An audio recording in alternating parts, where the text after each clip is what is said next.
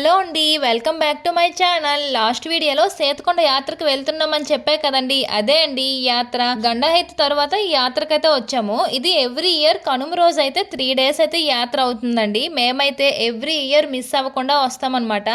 ఎందుకంటే మా అమ్మమ్మ పిన్ని వాళ్ళ ఊరి దగ్గరలోనే ఉందండి. ఒక 3-4 kilometers అయితే ఉంటుంది. వాళ్ళ ఇంటికి వచ్చి అలా ఈ యాత్రకైతే వస్తామన్నమాట. కొండపైన జనాలు చూడండి ఎలా చీమల్లా కనిపిస్తున్నారు కదా. ఇప్పుడు మేము ఆ కొండపైకి అయితే ఇప్పుడు వెళ్ళాలండి. జనాలు చూసారా ఎలా ఉన్నారు, అసలు అడుగు పెట్టడానికి కూడా ఖాళీ లేనంతలా ఉన్నారండి జనాలు. ఆ కొండకి ఒక స్టోరీ కూడా ఉందండి, లాస్ట్లో చెప్తాను. వీడియో లాస్ట్ వరకు అయితే చూసేయండి. ఇక్కడ ఎవ్రీ ఇయర్ జైంట్ వీల్ అన్నీ ఉండేవి, ఈ ఇయర్ అయితే ఎందుకో పెట్టలేదు మరి. కొండ కింద అంతా చిన్నపిల్లల కోసం బొమ్మలు, సామాన్లు, కొన్ని ఐటమ్స్ అయితే ఉన్నాయి. చెలగలు అలాంటివి అయితే కింద అమ్ముతున్నారండి. కొండ పైన కూడా అమ్ముతుంటారు, చూద్దాం నెక్స్ట్. పైనుండి చూడండి జనాలు ఎలా కనిపిస్తున్నారు, ఫుల్గా ఉన్నారండి జనాలు అసలు. ఇప్పుడు ఈ జనాలను దాటి ఇప్పుడు కొండ దగ్గరికి అయితే చేరాలండి. ఎలాగోలో కొండ దగ్గరికి అయితే చేరాము. ఆ జనాల్ని దాటి స్టార్టింగ్ ఎక్కేటప్పుడు దండం పెట్టుకుని అయితే ఎక్కడమైతే స్టార్ట్ చేస్తారండి. ఎందుకంటే చక్కగా ఎక్కి చక్కగా దిగిపోవాలని అయితే దండం పెట్టి స్టార్ట్ చేస్తారనమాట. మా నడక యాత్ర అయితే పైకి అయితే స్టార్ట్ అయ్యిందండి. చూడాలి ఇప్పుడు కాళ్ళు ఎలా లాగుతాయో.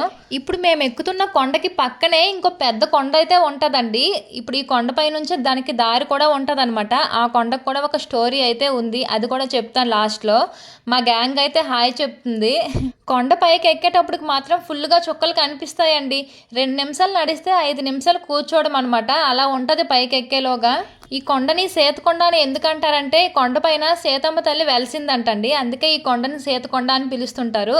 మేమైతే పైకి ఎక్కలేక చాలా కష్టంగా ఎక్కుతున్నామండి. పైనుంచి అయితే వ్యూ చూడండి, చుట్టూ పొలాలు అయితే ఉంటాయి, మధ్యలో కొండ అయితే ఉంటదండి. చూడడానికైతే వ్యూ బాగుంటది. దగ్గరికి అయితే చేరామండి. మా నడకైతే పూర్తయింది. ఇక్కడ స్టార్టింగ్ అయితే వినాయకుడి టెంపుల్లో చిన్నది కట్టారు. స్టార్టింగ్ ఎప్పుడు వినాయకుడే ఉంటాడు కాబట్టి మనం వచ్చే స్టార్టింగే ఇక్కడ వినాయకుడు అయితే ఉంది.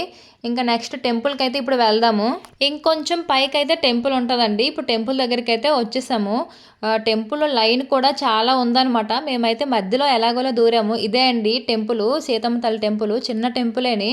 లోపలికైతే వీడియో అసలు తీయనివ్వట్లేదండి, అందుకే మేము లోపల వీడియో అయితే తీయలేదు. ఎదురుగా వచ్చి తీస్తున్నామా కానీ క్లియర్గా కనిపించట్లేదు. ఇంకొంచెం ఎదురుగా వస్తే వింతగా పూర్ణకుంభం ఆకారంలో కనిపిస్తుంది కదా, అందులో ఆంజనేయ స్వామి విగ్రహం అయితే ఉంటుందండి. ఇప్పుడు మనం అక్కడికి వెళ్దాము. మేము లోపలికైతే వెళ్ళలేదు, ఫుల్ జనాలు ఉన్నారు. మేము అప్పటికే చీకటి అయిపోయింది కాబట్టి వాళ్ళందరినీ దాటి వెళ్ళేసరికి ఇంకా లేట్ అవుతుంది కాబట్టి మేము బయట నుండే దండం పెట్టుకుని అయితే వచ్చేసాము. చీకటి అయిపోయింది చూసారా, అయినా ఇంకా ఫుల్గా జనాలు ఇంకా ఈ టైంకి ఇంకా వస్తూనే ఉంటారండి. ఈ కొండ స్టోరీ ఏంటంటే త్రేతాయుగంలో వనవాసం టైంలో సీతారాములు ఈ కొండకు వచ్చారంటండి. నాకు తెలిసిందే చెప్తున్నా. సీతారాములు ఇక్కడికి వచ్చేటప్పుడు సీతమ్మ తల్లి పాదాలు ప్రతిరూపం అయితే కొండపైన ఉన్నాయంట. పాదాలు సీతమ్మ తల్లిని దర్శించుకోవడానికి ఇప్పుడు టెంపుల్కి వెళ్ళాం కదా, ఆ గుడిలోనే సీతమ్మ తల్లి పాదాలు అచ్చులైతే ఉంటాయంటండి. ఆ పాదాలు ప్రతిరూపంగానే సీతమ్మ తల్లి విగ్రహం అయితే పెట్టి ఇప్పుడు పూజలు చేస్తూ ఉంటారనమాట డైలీ. ఇంకో విషయం ఏంటంటే కొండ కింద చిన్న గుహలా ఉంటుందండి. ఆ గుహ నుండి పూరికి దారి ఉంటుందంట. ఇక్కడ నుంచి డైరెక్ట్గా పూరికి దారి ఉంటుందంట.